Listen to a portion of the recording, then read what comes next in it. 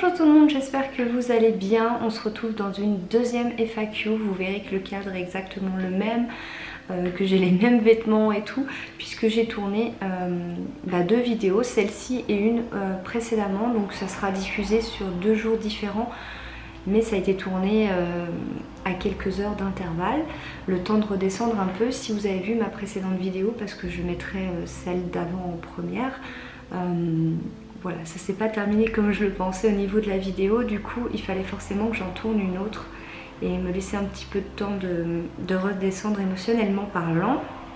Ça va mieux, c'est bon. Et du coup donc je vais continuer les questions que vous avez posées dans la story sur Instagram. Donc si vous ne me suivez pas encore, n'hésitez pas, parce qu'il y a ce genre de choses qui interviennent. Vous pouvez poser vos questions et j'en fais une vidéo ensuite. Donc je vais débuter direct comme ça, on sera dans le bain. Là par exemple il y a une question que j'ai vu passer plusieurs fois. Donc je prends les questions en fait que je vois repasser à plusieurs reprises, parce que je me dis que c'est celles qui remontent le plus, donc il faut les prendre en compte. Voilà, en gros. Donc désolée si je n'ai pas répondu aux questions que vous auriez éventuellement posées, je pourrais faire d'autres FAQ, voilà, pas de souci. Alors, vas-tu continuer ton projet sur la lithothérapie, car ça m'intéresserait énormément. Alors effectivement, j'avais pour projet de lancer un site internet de vente de pierres, donc c'est ça la lithothérapie, de pierres qui ont des effets en fait sur le bien-être ou par exemple des maux de tête ou des inflammations, etc. Ça a vraiment un impact, c'est réel lorsqu'elles sont vraies. Il faut faire attention aux fausses pierres. Voilà. Et le but, moi, tout simplement, c'était de lancer un site internet où vous pourriez du coup avoir confiance, parce que évidemment que je me renseignerais sur les personnes qui me vendraient les pierres, parce que le but c'est d'aller à des endroits où c'est vérifié et c'est sûr à 100%, parce que moi-même j'ai pas envie d'avoir des fausses pierres et c'est vrai que c'est compliqué, on sait jamais où acheter, est-ce qu'on peut avoir confiance, pas confiance, etc. Et voilà, donc c'était le but, c'était un projet et je l'ai toujours dans ma tête. C'est juste que voilà, je vous le cache pas qu'en ce moment c'est un petit peu compliqué de pouvoir le lancer, parce qu'il y a beaucoup de choses à gérer d'ordre privé et au niveau professionnel. Donc je vais attendre déjà que le privé soit plus calme, soit plus sur une croisière plutôt qu'un torrent. Voilà, et ensuite évidemment que c'est vraiment un projet qui m'intéresse. J'ai l'envie, j'ai la curiosité, j'ai la motivation, j'ai vraiment tout, mais je veux pas me lancer comme ça sans que ça soit bien posé, bien fait, bien réfléchi, et qu'à côté ça soit le bazar dans ma vie privée. Voilà, il faut vraiment lancer ce projet quand tout sera bien posé, etc. Mais c'est vraiment pas un projet que je mets de côté, c'est quelque chose qui m'intéresse. Donc la réponse c'est oui, je vais continuer ce projet dans les mois à venir, très certainement. Ah ouais, on change carrément de sujet là. L'homme avec qui tu t'entends bien, envisages-tu quelque chose? Il a l'air gentil. Oui, alors je te confirme, il est très gentil. Donc en fait, depuis la séparation avec Adrien, j'ai eu plusieurs rencontres. Certaines, ça a été qu'un dîner ou 2 et puis ça s'est arrêté. Et puis d'autres où il y a eu quelque chose un peu plus loin au niveau de la relation. Et là du coup vous parlez de la personne que vous avez pu apercevoir en story à plusieurs reprises, que je connais depuis Nouvel An. Donc voilà, donc là on est au début, enfin on va être mars, donc voilà, ça fait un petit moment. Donc cette personne là je l'ai vue à de nombreuses reprises, on s'entend très bien, il est très gentil, c'est quelqu'un que j'apprécie beaucoup, mais il avait pour projet de partir donc à l'étranger, et sans savoir quand c'est qu'il reviendrait éventuellement. Alors ça aussi c'est une autre question que j'ai vue. Est-ce que tu avais pour projet d'aller faire le tour du monde avec lui? Non. Je sais pas qui a dit ça, mais non, pas du tout. J'avais pas du tout pour projet de partir avec lui. J'aurais pu éventuellement le rejoindre pour une semaine quand j'avais pas les enfants à l'endroit où il était, pour passer des petites vacances, puis comme ça c'est sympa, je leur voyais, etc. Mais de là à faire le tour du monde, pas du tout, ça c'est des grosses conneries, c'est totalement faux. Donc il avait pour projet de partir, avant ça il voulait faire une escale en France avant de partir, et finalement cette escale c'est pas super bien passé pour lui au point qu'il est revenu. Donc je vous avais dit qu'il était parti, enfin qu'il allait partir, c'est pour ça que vous l'aviez plus vraiment vu. Et entre temps j'avais fait la rencontre de quelqu'un d'autre. avec qui c'est terminé, ça n'a pas duré longtemps, voilà. Et en fait il est revenu entre deux et du coup pour l'instant, en tout cas dans les mois à venir, il ne compte pas repartir tout de suite. Du coup je le refréquente de nouveau. Voilà. C'est aussi simple que ça. Donc envisages-tu quelque chose pour répondre à ta question? Pour l'instant je n'envisage plus rien. C'est-à-dire que je prends le positif là où il y en a, sans me mettre des barrières, sans me dire alors c'est bon, on est ensemble, on n'est pas ensemble. Non, tant que tout se passe bien comme ça, pourquoi se prendre la tête? Voilà, et ça c'est quelque chose dont je n'avais pas forcément la logique il y a encore quelques mois.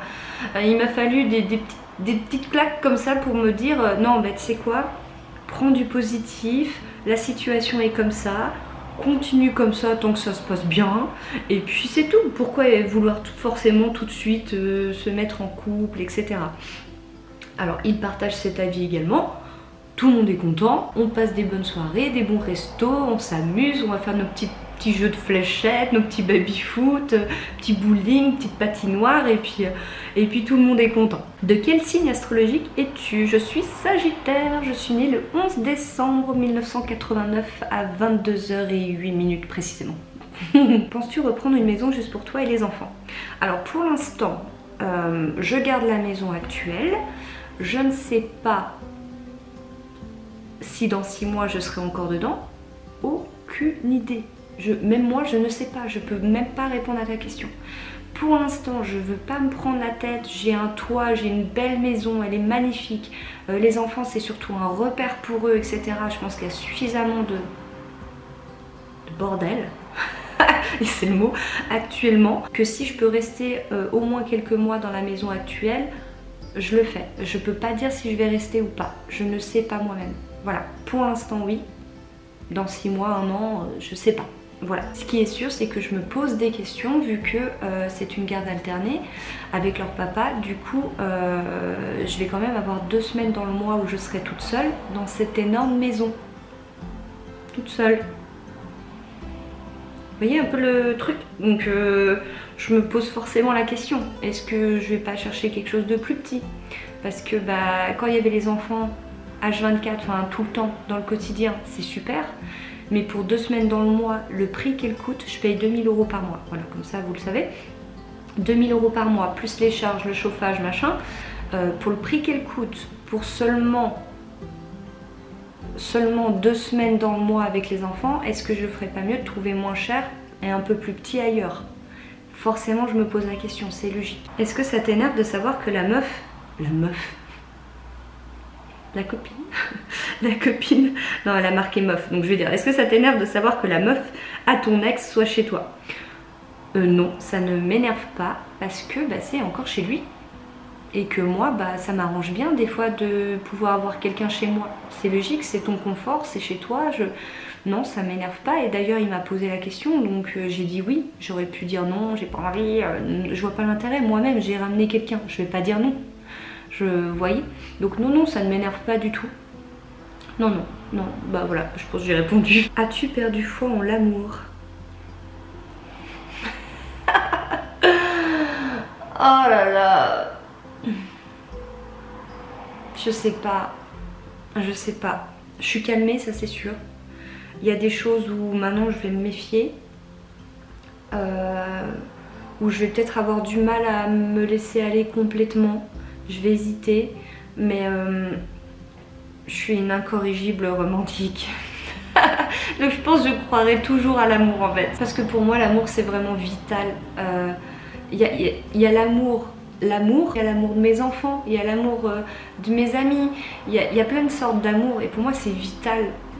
C'est vital de ressentir de l'amour, mais l'amour de couple, je pensais que c'était... je sais pas comment le dire. Juste après la séparation, pour moi, je me disais mon Dieu, comment je vais faire, comment je vais retrouver quelqu'un, ça me préoccupait beaucoup, etc. J'avais beaucoup de craintes, de peur, d'appréhension d'être seule, etc. Et au fil des rencontres et des claques et des déceptions et des... Voilà. Mais en fait là je me dis, en fait c'est pas grave. Vous voyez, en fait j'ai changé. Vous voyez comment quelques semaines, on peut carrément changer d'opinion et de vision des choses, c'est un truc de fou. Là je me dis, bah, tu sais quoi, célib, alors c'est pas pour ça que j'ai pas envie de rencontrer des personnes, de passer des bons moments, d'avoir des discussions, des restos, des sorties, des trucs comme ça. Hein. L'un n'empêche pas l'autre. Par contre ça me manquerait beaucoup. Être seule et ne voir personne, je pense que là je serais encore dans l'étape où ça me dérangerait. Là j'ai quand même fait des rencontres, je fréquente quelqu'un actuellement, même si je suis pas en couple avec lui, voilà.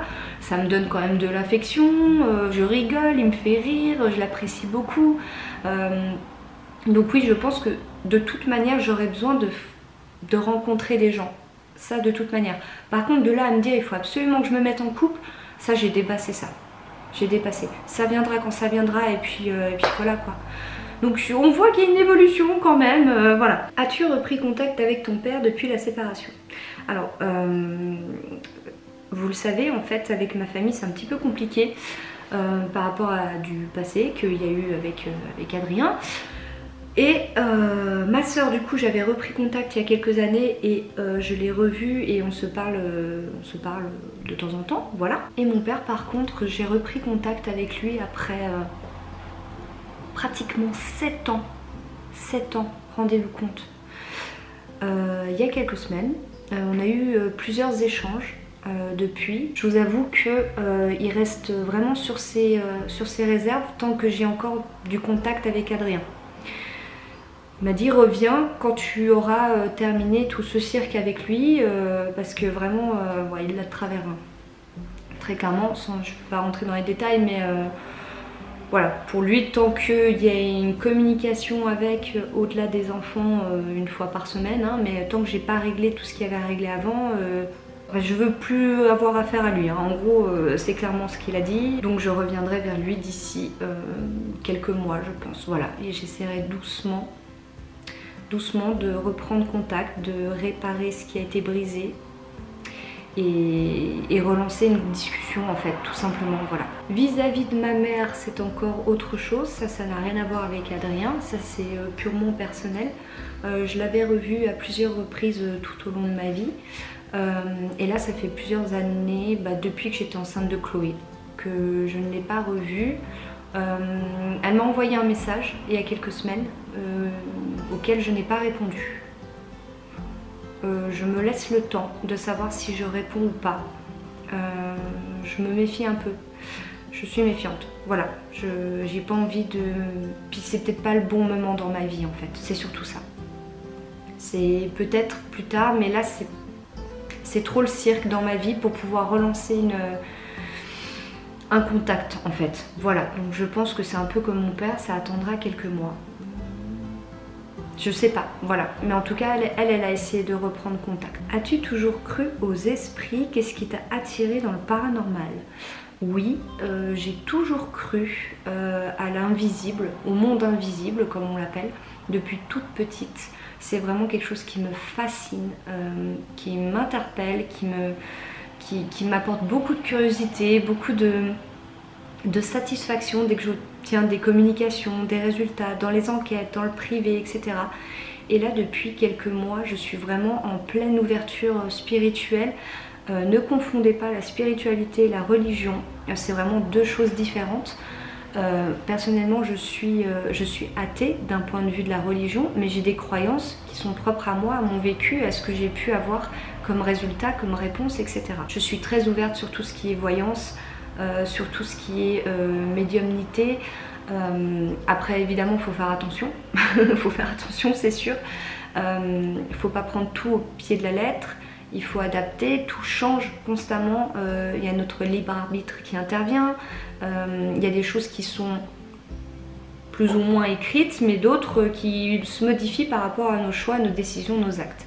À côté de ça, j'ai tout ce qui est d'un point de vue des pierres, la lithothérapie, j'ai le pendule, d'ailleurs je l'ai tout le temps avec moi, hein, voilà le petit pendule, j'ai lui et un autre, je vous les ai déjà montrés, je sais pas si ça va bien focus, voilà, lui c'est mon préféré. Pas d'un point de vue d'utilisation parce que je trouve qu'il est un petit peu lent à la détente, donc j'en ai un autre que j'utilise qui est un peu plus nerveux, enfin c'est pas nerveux mais il se balance mieux. Par contre d'un point de vue visuel, c'est mon préféré, ce petit ange comme ça avec ce petit cristal en dessous, j'aime beaucoup. Et en fait lui ça va être celui que je vais utiliser pour les séances d'aura-thérapie, parce que pour moi le côté ange, protection, etc. c'est super important. Et l'autre pendule, ça va être plus pour le quotidien, pour les communications, les questions voilà, que je peux poser sur les causes telluriques des pièces, les mémoires, des petits trucs comme ça en fait sur lesquels j'ai été formée, vu que j'ai suivi des ateliers pour ça. Et j'aimerais encore en suivre, hein. C'est vraiment quelque chose qui m'intéresse, donc dès qu'il y en a un qui se libère, qui s'ouvre, j'y vais, voilà, dès que je peux évidemment. Et du coup lui je l'utilise durant mes séances d'aura-thérapie. Aura-thérapie, ce sont des séances qui agissent en fait sur les auras, les chakras, les énergies, les ruptures, les fuites énergétiques des personnes. Ça aussi j'ai été formée, donc j'ai suivi la formation en aura-thérapie. Et c'est ça que je vous propose donc sur mon site, que je vous affiche juste là. Et tous les mois j'ouvre le calendrier pour le mois suivant et je fais mes petites séances comme ça depuis décembre, et je suis trop contente des résultats et tout que j'ai. Là du coup j'en ai encore fait aujourd'hui et c'est super drôle parce que je vais vous savez quoi, je vais vous lire. Il n'y a rien d'intime donc ça ira, je peux vous le lire. J'ai les SMS en fait de la personne qui n'avait pas été au courant que je faisais la séance. En fait ils sont au courant du jour, mais de l'heure en fait ils sont pas forcément au courant. Et de temps en temps en fait la personne n'est pas forcément au courant que je débute la séance parce qu'elle voit pas mon message où j'avertis que je débute, et après elle se dit ah mais c'est pour ça que j'ai ressenti ça et tout. Et là c'est exactement ça, donc je vais vous lire ce qu'il m'a dit. En l'occurrence il s'agit d'un homme, c'est quand même assez rare. Vous êtes allez, 98% du temps des femmes, donc quand il y a un homme je suis plutôt contente. Il m'a dit ah bah la séance quand tu l'as fait, tout autour de moi tout était détraqué, il y avait plein de choses qui se passaient et même les chiens qui ont été bouleversés à côté. Je me demandais pourquoi, et après c'est vrai que j'avais beaucoup de migraines et de fatigue, mais là niveau tête ça va mieux et niveau fatigue ça va mieux, je n'en ressens plus aucune. Et à la fin le bol tibétain, parce que je fais sonner, vibrer des bols tibétains, des bols chantants, etc. Je l'ai entendu. Il l'a entendu à distance. Et je me suis demandé c'était quoi ce bruit, maintenant je sais. Je comprends mieux aussi pourquoi à un moment j'ai perdu l'équilibre, parce que c'était au moment où tu m'as rééquilibré très certainement. Et ça a fonctionné. On dirait que ça va mieux aussi sur ça. Et ça contredit les soi-disant effets placebo, parce que je ne savais pas que tu le faisais. Pourtant j'ai tout ressenti. Et j'avoue que pendant ta séance j'avais eu très froid sans savoir pourquoi. Et c'est vrai que là j'ai chaud, j'ai plus cette sensation de froid. Depuis que tu as fini ta séance, tout s'est arrêté. Et oui, il n'y a pas d'effet placebo, ça existe, c'est vrai. Et même à distance, parce que mes séances se font à distance, les gens ressentent des choses. Allez-y, ceux qui ont fait une séance avec moi, dites-le, écrivez-le en commentaire, allez-y. Vous ressentez du chaud, du froid, des frissons, des picotements, des vagues, la légèreté, de la lourdeur, de la sensation des fois d'oppression, mais qui se libère, et après on se sent libéré, plus léger. On peut avoir des émotions. J'ai souvent des personnes qui pleurent durant les séances parce que je débloque quelque chose en fait, finalement, qui était ancré, il y avait une mémoire. Et en réalignant tout, en ouvrant tout, en effaçant des ruptures, des fuites, hop, ça se libère. Non, franchement, je suis trop contente. Et sur les animaux aussi, j'ai encore fait un chat là ce matin. Ça marche super bien et je suis vraiment contente, vraiment. Et là aussi, donc moi j'ai suivi le niveau 1. À partir du niveau 1 en aura-thérapie, on peut exercer. Moi j'aimerais suivre le niveau 2 et visiblement ça serait plutôt vers le mois de juin. J'ai envoyé un petit mail pour savoir, parce que c'est vraiment très limité les places et les dates, donc c'est vraiment au plus rapide et voilà, c'est un petit peu compliqué, mais ça serait plus un approfondissement du niveau 1, le niveau 2 en fait, voilà. Bref, tout ça pour dire que je suis très contente, je vous remercie pour votre confiance, parce que vraiment il faut une confiance, parce que finalement j'ai accès à vos auras, vos énergies, vos chakras, enfin faut pas faire n'importe quoi, voilà. Et voilà, donc je suis très contente. Donc là-dessus aussi il y a eu une ouverture et j'aimerais continuer vraiment, là en ce moment j'ai vraiment des ressentis qui sont en train de se développer, j'en avais déjà. Et je vous en parle pas forcément parce que voilà, j'ai pas l'occasion d'en parler, mais j'ai des ressentis et une ouverture qui est en train de se faire et je le sens. Au niveau de la communication aussi, bah, je peux vous le dire, en fait, dès que je communique avec le pendule ou comme ça, ce qui est pas tout le temps, il faut pas le faire tout le temps, et il faut que ça soit protégé et limité, hein, faut pas faire n'importe quoi, et bah souvent j'obtiens la réponse avant le... Dans ma tête, en fait, dans l'intuition, hop, j'ai la réponse avant qu'on me la donne. Puis moi je confirme, je dis attends, c'est toi qui m'as dit ça et tout. Oui, vous voyez, enfin, il y a un petit développement comme ça qui se fait, je suis super contente. Donc j'y vais doucement, j'ai pas trop envie que ça aille trop vite, mais ça se développe, donc je suis très contente. D'ailleurs, je sais que vous souhaitez une vidéo là-dessus, donc oui, je vais en tourner une sur l'aurathérapie, sans pour autant tout vous donner en détail, parce que je n'en ai pas le droit. J'ai signé un document comme quoi je n'avais pas le droit de filmer une séance, ni montrer les gestes, ni donner trop de...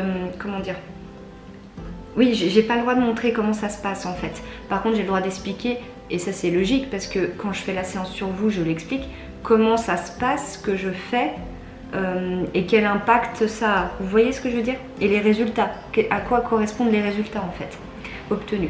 Ça par contre j'ai le droit, donc je ferai une vidéo là-dessus. Est-ce que tu regardes encore Koh-Lanta? J'ai loupé l'épisode. Je pense que je vais me le regarder ce soir ou demain, mais il faut absolument que je le rattrape. En fait, comme il n'y a pas la télé ici, il faut que je regarde si je peux regarder en direct. Normalement oui, sur internet, mais de toute façon je vais rattraper parce que évidemment j'adore Koh-Lanta. Il y a des années où j'ai pas pu suivre parce que en fait il y a eu des épisodes, on n'a pas rattrapé et finalement tu laisses passer. Mais oui, je vais la rattraper cette année, il faut que je rattrape. J'ai zappé. Je crois qu'il y a un épisode, c'est sûr, peut-être même 2. Il faut vraiment que je les rattrape. Est-ce que les enfants t'aident pour le ménage ou pas encore? Je vais dire non. Par contre, ils peuvent rendre service. C'est-à-dire que leur chambre, c'est pas moi qui la range, je leur demande de la ranger. C'est très rare que je range leur chambre parce que vraiment là je me dis oh là là, faut que je fasse quelque chose, etc. Par contre le ménage évidemment c'est moi qui le fais. Mais Libby par exemple, je lui demande de passer l'aspirateur. Là c'est un peu compliqué, le Dyson est en panne. Donc je vais pas lui demander de prendre le gros aspi, etc. Mais quand il y a le Dyson, on a commencé à mettre en place cette demande de dire bon c'est ta chambre. Une fois par semaine, ou quand il y en a besoin, tu passes l'aspirateur dans ta chambre, tu vas avoir 10 ans, faut commencer à... voilà, hein, ta chambre c'est ta chambre, elle est censée être rangée, sauf exception, voilà, si je passe et que je passe l'aspi de toute façon, je passe un coup dedans, mais gentiment, voilà. Au niveau du rangement des chambres, ça a toujours été le cas, on a toujours demandé qu'ils rangent leur chambre. Chloé, elle est un peu petite, je l'aide, parce qu'elle me dit, tu peux m'aider? Je lui dis, bah oui, je l'aide. Voilà, parce qu'elle est encore petite. Mais à un moment donné, je n'aide plus. C'est ta chambre, tu as mis le bazar, tu dois ranger. Voilà. Après, ça peut m'arriver de dire, tu peux aller me chercher le bac de linge sale, tu me le descends à la buanderie. Ou j'ai un panier, je leur montre, je dis, tiens, Libby va poser ça sur mon lit. Ou Théo va me chercher la poubelle en haut pour que je la vide. Voilà, des trucs comme ça. Par contre, passer l'aspi, la serpillière et tout, ça, non. Ça, c'est moi, en tout cas, je le fais moi. Pareil pour la vaisselle, la cuisine et tout. Ça arrive de temps en temps. Pourtant, ils sont volontaires, hein.